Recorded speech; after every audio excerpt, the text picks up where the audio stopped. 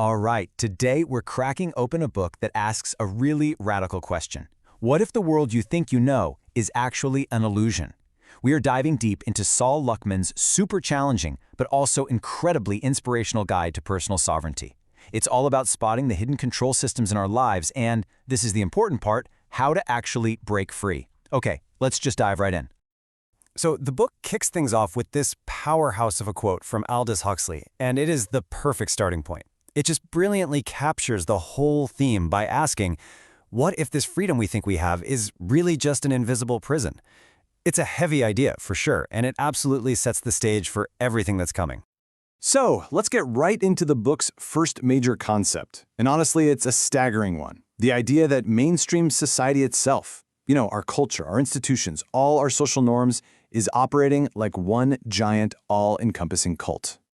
The term the author uses for this is the world cult. He basically describes it as this kind of deep cultural hypnosis that subtly guides what we think and what we do. It's that invisible prison we're all born into, a system that's so big, so pervasive, that we almost never think to even question its walls. And this is where it starts to get really interesting. Because the book argues this isn't just about some fringe groups out in the desert. Oh no, it's everywhere. Political parties, financial systems, our social circles, and yeah, get this, even counterculture, or so-called truther communities, can act just like cults, demanding total conformity and punishing anyone who steps out of line. So that leads to a huge question, right? How could a prison that vast even exist? Well, to answer that, the book goes after our most fundamental assumption of all, the very nature of reality itself. We're taught to see the world as this fixed, objective, material thing where we believe what we see. But the book throws that right out the window. It argues we actually live in a simulated dreamscape, a reality that's totally malleable, where, and this is the key, we see what we believe. Our consciousness isn't just a passenger along for the ride, it's the actual architect of the whole experience. Think of it like this. The book calls our world a simulacrum and says our mind is like a projector. Whatever ideas and beliefs we hold in our consciousness, that's what gets projected onto the screen of our reality. So this isn't some pre-written movie we're all just watching. We're actively writing it, directing it, and starring in it every single moment. Okay, so if we're the creators, who built the prison? Well, the book introduces a pretty startling antagonist, a non-human, mind-controlling intelligence it calls the Great Parasite. This thing is described as the force at the very top of the world cult, the one orchestrating this whole system of control for its own benefit. And what does this great parasite want? Energy. The book uses this term louche to describe the emotional energy that we humans give off, especially when we're in states of fear, conflict, division, and trauma. From this wild perspective, the world's cults are basically just louche farms, all designed to harvest that precious energy from us. Okay, so if we're living in a prison designed to harvest our energy, how in the world do we get out? The book says the very first step is to recognize the bars of the cell, and here's the kicker. Those bars aren't made of iron. They're made of our most fundamental beliefs. And this is where the book gets really provocative.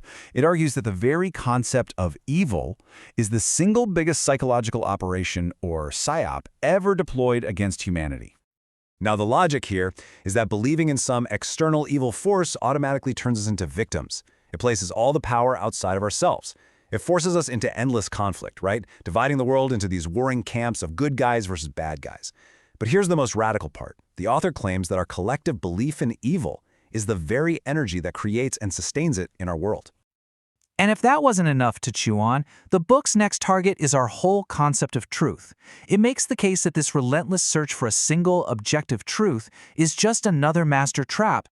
This quote just nails the idea perfectly.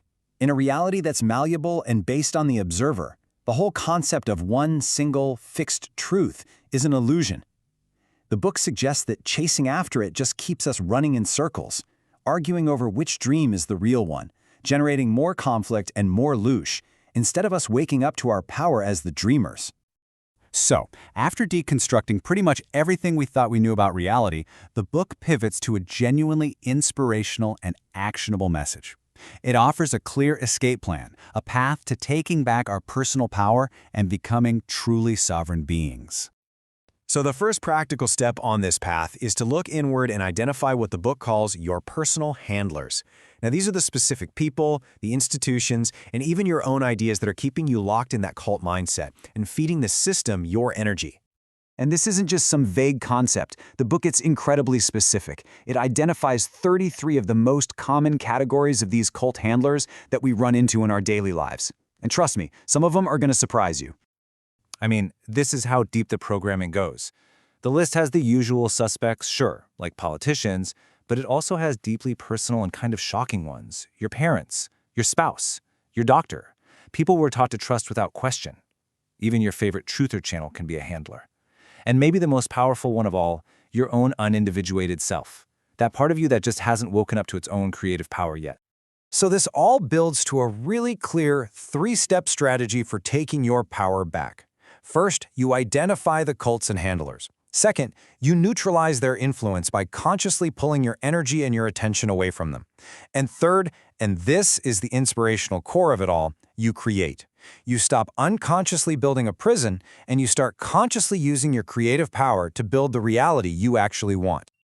And this brings us to the book's ultimate conclusion, which really turns this whole cosmic drama into a deeply personal call to action.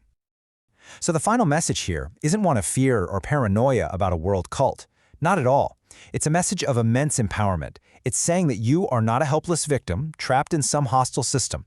You are a powerful consciousness artist, and the entire world is your blank canvas. And that leaves us with this one final, powerful question. It's really a challenge and an invitation all at once. After seeing through the illusion of the prison, after recognizing your own creative power, the only question that really matters is the one the book leaves you with. What will you choose to create next?